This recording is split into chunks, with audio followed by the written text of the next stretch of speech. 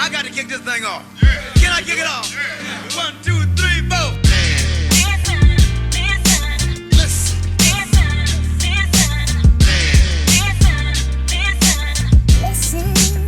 Ladies and gentlemen, listen.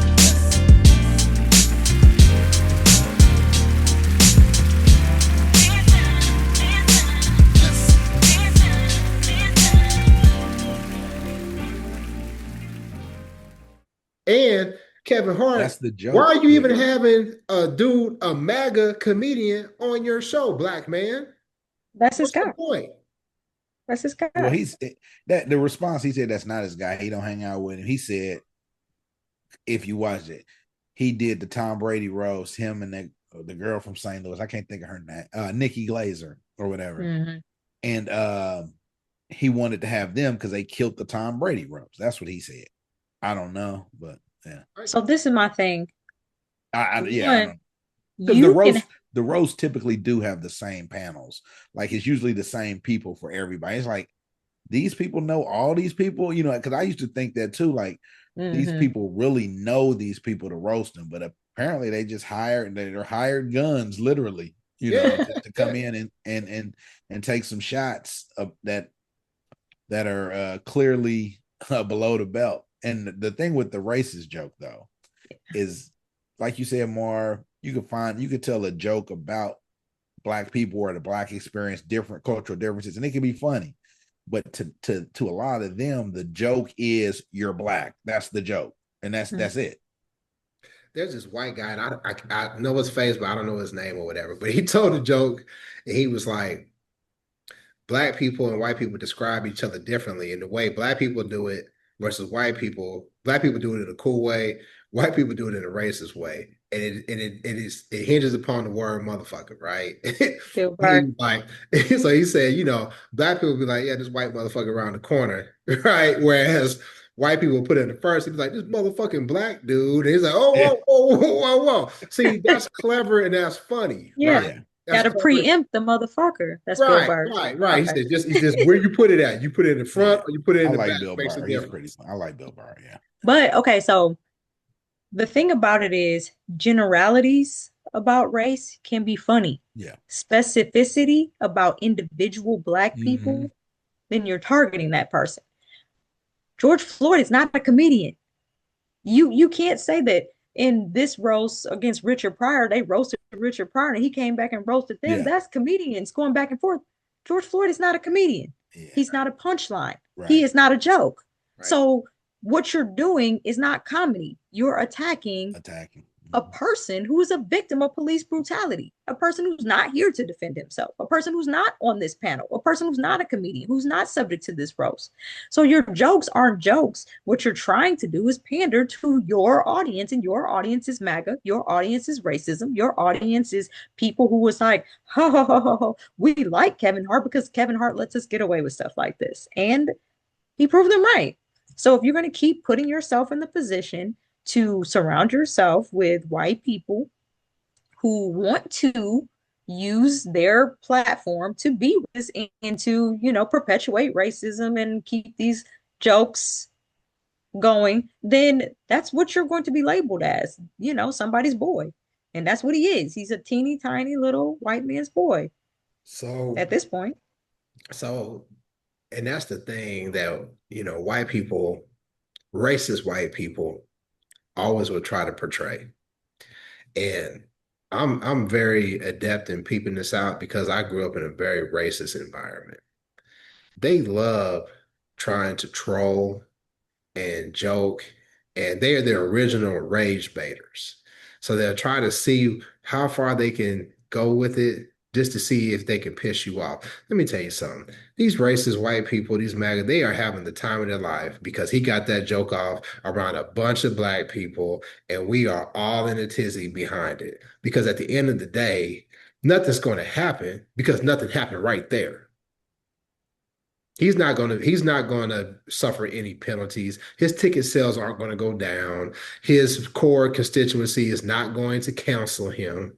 Right? So he just basically said, listen, I went around all the darkies and I got one off. And they happy about it.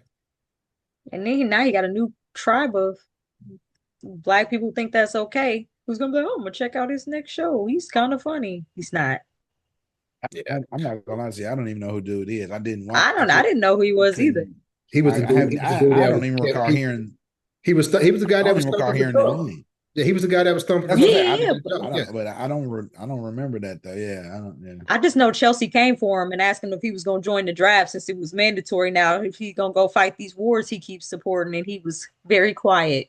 Go ahead, put your boots on, white boy. Nah, they're not gonna do that.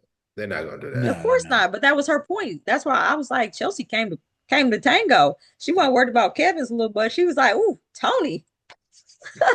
And I found it rich that the Breakfast Club had him on when you got Charlemagne, who has a podcast with Andrew Schultz, who's of the same ilk of this Tony Hinchcliffe dude, in my personal opinion.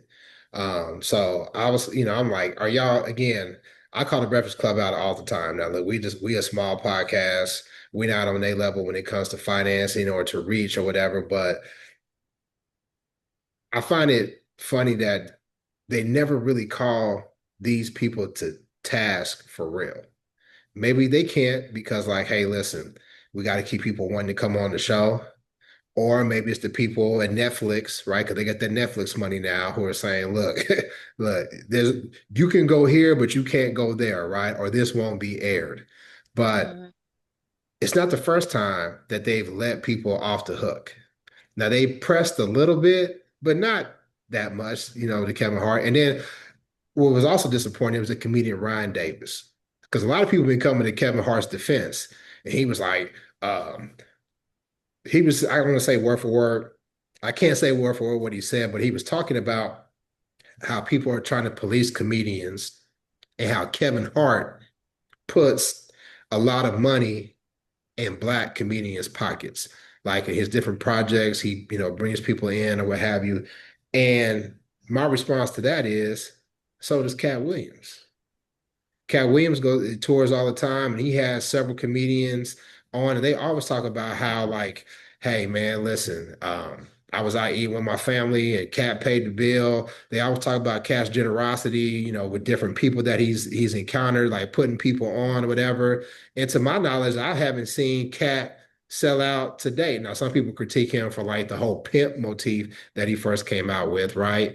But when it comes down to like his critique of the industry and those who play the game to be successful in the industry, Katt has always kept it real, in my opinion. And now that him and Kevin, they talked about maybe we might do some projects together. I really don't see how that's gonna work. I don't see how that's gonna work because most of the time, real ones can't really work with suck ass dudes. They just can't. I mean, I think that the point is yes, and you can be putting money into the black community and sell out the black community at the same time. So both can be true. So Yeah. just Hey, because he's putting money hold in on, hold on, hold on. comedians' pockets. 1 second. You cooking tonight, sis. For real. Now that last show, you was on some BS, but tonight you cooking. Bro, listen, and I came on here ready to argue with you today. I was like, "Ooh, I thought I was gonna But miss out." Come on. you mentioned the Breakfast Club and the Netflix. Now I think about it, that might be the reason they sent Kevin Hart there because the whole thing was a Netflix deal. The Netflix, whatever they had, comedy weekend or something. Mhm. And so they like, okay, we can give him a quote unquote hard hitting interview with a group that's basically soft as Charmin, and we're gonna get paid on both ends. You know what I mean? Because these are both of our shows or both of our quote unquote clients or what have you. So Yeah. That, Because that I wonder was how when much has the control Breakfast they Club have ever over been those hard hitting? interviews then. The only time Breakfast Club's been hard hitting was back when punk ass Charlemagne was going at black women trying to make them cry. Like That part. when have they ever been hard hitting? They've had racists on the show. Birdman. Birdman came and punked them. P No, came exactly. in. That's what I'm saying. That's P the came thing, in. though. Like you Master P said, came in and punked them. they come hard for the black people, man. But like you said, when they have all three of y'all, all three of them, they come hard. But then when it's like a situation like this, or when they had did they have RFK Jr. on there, I want to say one time or something, but just they ask softball questions, man. It's just, yeah. Well, I think number I one, think that's why Angela Yee left. now she left because she got tired of dealing with suck ass dudes like Envy and Charlamagne. And plus, I felt like people hate on Angela. I heard people making jokes like, I bet you Angela wish she hadn't left because now that they're getting that Netflix money. Angela had her own show, before the Breakfast Club. Yeah. Yeah. Angela She got her own show now. She got her own show now, good. yeah. And I'd rather have my own show and not have to, sell out like that and just do my thing than have to suffer idiots every single morning. Now, Envy will go at people, but Envy has that beige rage where he's only going at people that come after him and his family, which he has his right to do. But I think the reason why they're not, the reason why it's, are we coining that? We need to hashtag beige rage. You ain't never heard that though? I wish that was mine. I stole that from other people. I stole that from I've heard that a lot. We can still hashtag that on the show. That needs to circulate. We need to bring that back. We talk about that with never mind. Yeah. But I think it's outside of their depth. Like, you have to be a trained. Have you ever seen like a real journalist when they're going after somebody? Like, look back at those old Barbara Walters clips. Is it Barbara Walters or Barbara Walters? Look at Barbara Walters. Barbara Walters. She was like a dog on a bone. She would not let anybody off the hook. They would come with some BS response. She'd be like, no, that's not true. That's not true because blah, blah, blah, blah, blah. And she would really drive that point home. There are other, Black journalists that do the same thing. And I think that's the issue when you have, radio personalities. I don't know Charlamagne's training. Envy was a DJ. Jess is a comedian. You got Lauren, who, I guess she's the journalist or whatever. But even supposedly, yeah. Right. But even she's afraid to really, really hit the hard question. Because a lot of times they're asking the question like they're playing double dutch. Now, I want to ask this. I want to ask this. I want not to be disrespectful or not to piss you off or anything. Like yeah. No. Yeah.